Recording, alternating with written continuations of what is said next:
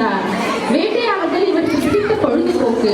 ஒரு நாள் வேட்டைக்கு செல்லும் வழியில் மக்களிடம் மைசூர் மன்னரின் காவலர்கள் வரி வாங்குவதை பார்த்த தீர்த்தகிரி அன்றே சின்னமலையானார். பின் திப்பு சுல்தானின் ஆதரவை பெற்றார்.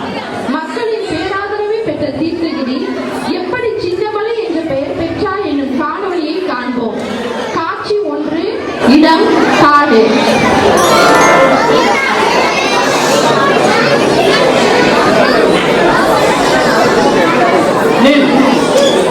யார் நீ? நீ முதலில் சொல், நீ யார்? ஐயா, நாங்கள் மைசூர் மன்னர் வீரர்கள். ஐயா, நாங்கள் மைசூர் மன்னர்களின் வீரர்கள். மகாராஜாவே ஆணைப்படி நாங்கள் கொங்கு நாட்டில் வரி வசூலுக்கு மைசூர்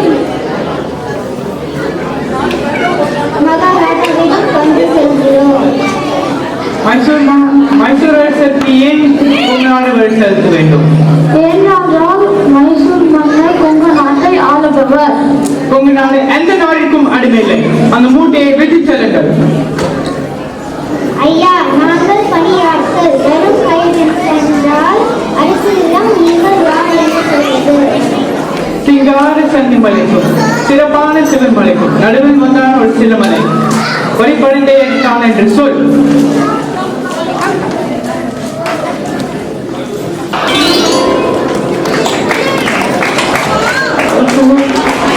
காட்சி 2. இடம் திப்பு சுல்தானின் அரண்மனை.